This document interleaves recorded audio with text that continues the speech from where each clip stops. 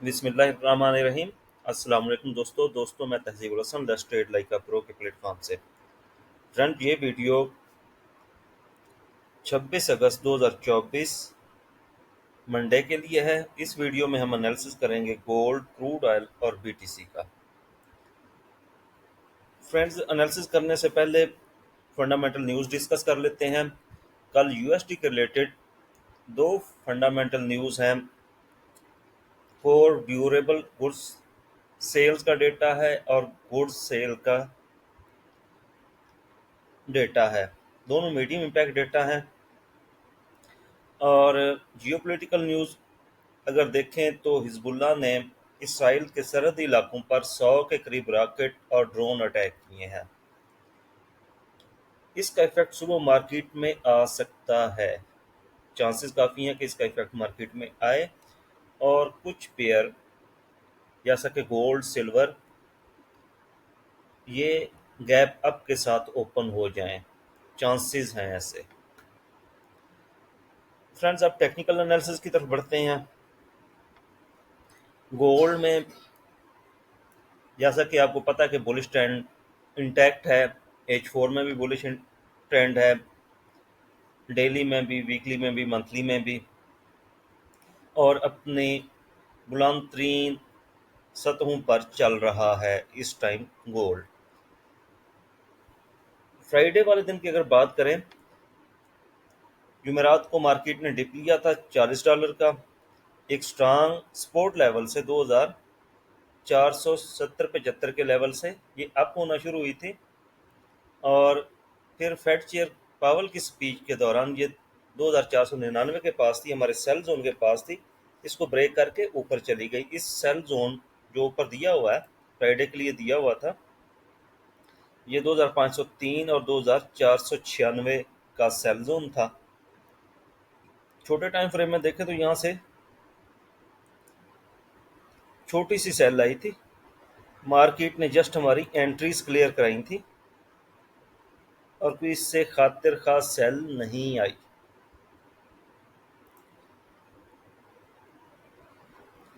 और ये मैंने पिछली वीडियोस में बताया था कि ये अपवर्ड ट्रेंड में चल रहा है। H4 में असेंडिंग चैनल में चल रहा है। जुमेरात को इसने असेंडिंग चैनल ब्रेक किया और फ्राइडे को ये वापस अपने असेंडिंग चैनल में आ गया। और फ्राइडे वाले दिन ये छोटे टाइम फ्रेम में अगर M15 में इसको देखें तो ये असेंडिंग चैनल इसने एक और बना दिया था और इसको ब्रेक करके दोबारा इसी असेंडिंग चैनल के अंदर है और ये पुराने वाले H4 के असेंडिंग चैनल के बिल्कुल ऊपर आके खड़ा हो गया हुआ है यहाँ से। और इस सेल जोन को भी इसने ब्रेक किया। इस सेल जोन से तकरीबन 60 पिप्स का प्रॉफिट आया, ज़्यादा प्रॉफिट नहीं आया। और अभी अगर देखें तो कोई भी इसने ऑर्डर ब्लॉक H4 में नहीं बनाया। H1 में देखें, ऑर्डर ब्लॉक बिल्कुल इस सेल जोन के अंदर बना हुआ है। और अगर हम रिट्रेसमेंट लगा लें मंडे के लिए गोल्ड क्या कर सकता है, तो फिर हम रिट्रेसमेंट की तरफ भी जाएंगे और ऑर्डर ब्लॉक इसको भी देखेंगे। फिबोनाची की रिट्रेसमेंट अगर हम लगाते हैं उस एरिया से जहाँ से ये प्रॉपर अप होना शुरू हुआ, जिसकी इसने रिट्रेसमेंट नहीं दी जी, इस सेल जोन के टॉप पे 38% का लेवल पड़ा हुआ है। तकरीबन मिड से थोड़ा सा नीचे 50 का लेवल पड़ा हुआ है। ठीक, तो ये 50% रिट्रेसमेंट करके ऊपर जा सकता है। फंडामेंटल काफ़ी स्ट्रांग हैं, मतलब 2498 से 2503-4, बल्कि ऊपर से इस H1 की कैंडल की हम विक भी इंक्लूड कर लेते हैं। और इस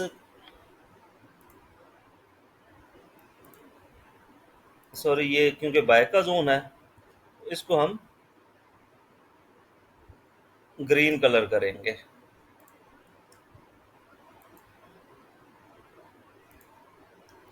जी। रिट्रेसमेंट हटा दी। ये अब H1 के ऑर्डर ब्लॉक पे और फीबो की रिट्रेसमेंट के लिहाज से ये बाय का जोन बना है। वापस H4 में आते हैं तो सेल कहाँ से ले सकते हैं, मार्केट रिजेक्शन कहाँ से ले सकती है। ये असेंडिंग चैनल का बुलिश ब्रेकआउट हुआ, अपर ट्रेंड लाइन को भी ब्रेक कर गया। अब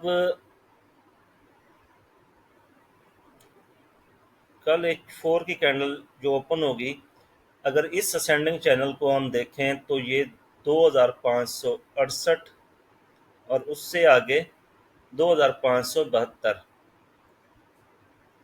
ठीक, और उससे आगे अगर देखें 2575, ये एरिया सेल का एरिया बन सकता है।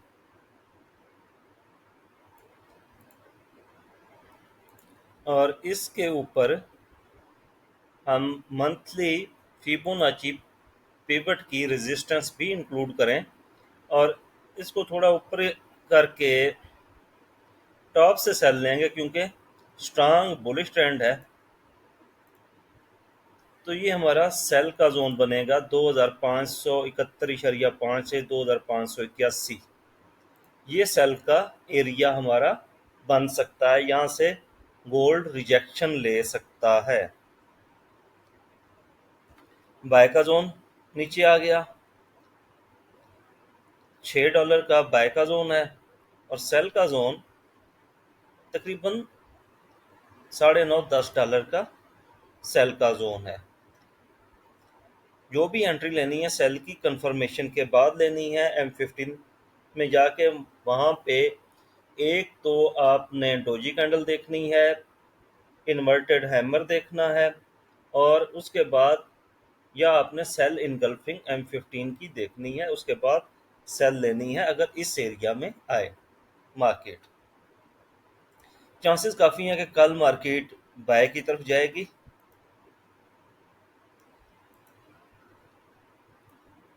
Next pair friends, crude oil descending channel में चल रहा था, इसने डिसेंडिंग चैनल का बुलिश ब्रेकआउट किया, ऊपर की तरफ चला गया। ये हमारा बाय का जोन था।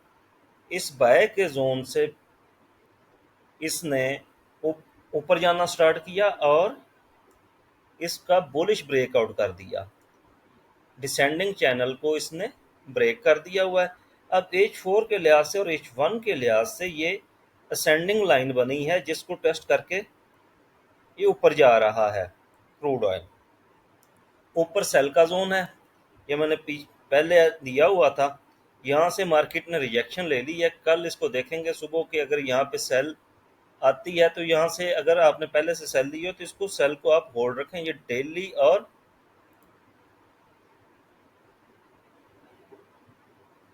H4 का ये ऑर्डर ब्लॉक है, उस पे सेल का जोन लगाया हुआ है और मंथली का ये फिबोनाची पिवट का रेजिस्टेंस पॉइंट है। अब मजीद इसका अगर देखें कि ये पुल बैक भी आखिर इसने लेना है, यहाँ से पुल बैक लेता है तो फिर इसने इस ट्रेंड लाइन को अगर टेस्ट किया तो बाय जाता है। ये रिट्रेसमेंट लेवल भी लगाया हुआ है। तो नेक्स्ट बाय जो हमने फाइंड करनी है वो फिबोनाची रिट्रेसमेंट की 50 से लेके 61% के लेवल से हमने बाय फाइंड करनी है और बिल्कुल वो ट्रेंड लाइन के ऊपर आ रही है। ये बाय का जोन है, इसको हम ग्रीन कलर देंगे। ये रिट्रेसमेंट मैंने पहले लगा के रखी हुई थी, अगर आपको दोबारा ये लगा के दूं, यहाँ तक तो रिट्रेसमेंट मार्केट दे चुकी थी। यहाँ से इसने अप होना शुरू किया, ठीक है, और जिस मूव की रिट्रेसमेंट नहीं आई वहाँ से हमने स्टार्ट करना है और टॉप पे लेके जाना है। इसका जो 50% का फिर लेवल बनेगा और 61.8 का लेवल बनेगा और फिर उस डबल कंफर्मेशन ट्रेंड लाइन कर रही है, तो यहाँ से हम बाय करेंगे।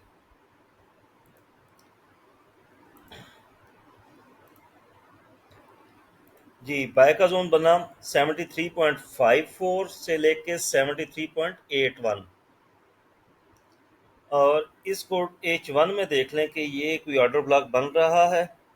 नहीं, H1 में ऑर्डर ब्लॉक नहीं बन रहा ये। हाँ, अलबत्ता M15 में ये ऑर्डर ब्लॉक बन रहा है। और H1 में ये है कि यहाँ पे इसका जो पुल बैक कंप्लीट होना है वो अगर हम देखें तो 73.33 तक भी मार्केट नीचे आ सकती है, विक लगा सकती है। बाय का जोन यही रहेगा। एसएल थोड़ा सा हमने ये रखना 73 से नीचे रखना, 73.2.9 पे एसएल रख सकते हैं। नेक्स्ट पेयर फ्रेंड्स हमारा बीटीसी। बीटीसी पे यहाँ पे स्कैल्पिंग के जोन दिए हुए थे, मैंने उठा दिए थे। ये भी बोला था कि मार्केट ऊपर जाएगी और ये सेल का जोन था। मार्केट इस सेल के जोन से कोई खातिर खा सेल नहीं आई। 65,000 लगाने के बाद मार्केट नीचे आई है 63,600 तक। 63,600 से नीचे नहीं आ रही और आना इसको चाहिए था नीचे। ये ऑर्डर ब्लॉक फिल करती, ये एफवीजी भी फिल करती, ऑर्डर ब्लॉक पिक करती और ट्रेंड लाइन को टेस्ट करती। तो बाय जोन बेसिकली बीटीसी पे जो बन रहा था वो ये बन रहा था। और अगर पुल बैक भी इसका ले लिया जाता तो पुल बैक इसका यहाँ पे पड़ा हुआ है। मतलब 60,800 से लेके ये 61,800 तक ये बाय जोन बन रहा है बीटीसी पे। एक चीज याद रखें कि ये बुलिश फ्लैग बना हुआ है यहाँ पे। अगर ये इस जोन को ब्रेक कर जाती है तो फिर ये नेक्स्ट जोन की तरफ जाएगी। नेक्स्ट जोन हमारा 67,700 से 68,300 यहाँ पे सेल जोन पड़ा हुआ है। फिर यहाँ से सेल फाइंड करेंगे अगर ये बुलिश ब्रेकआउट, इस फ्लैग का बुलिश ब्रेकआउट दे जाती है बीटीसी मार्केट। बुलिश फ्लैग कैसे बना हुआ है, यहाँ से मार्केट ऊपर हुई, एक मिनट जी,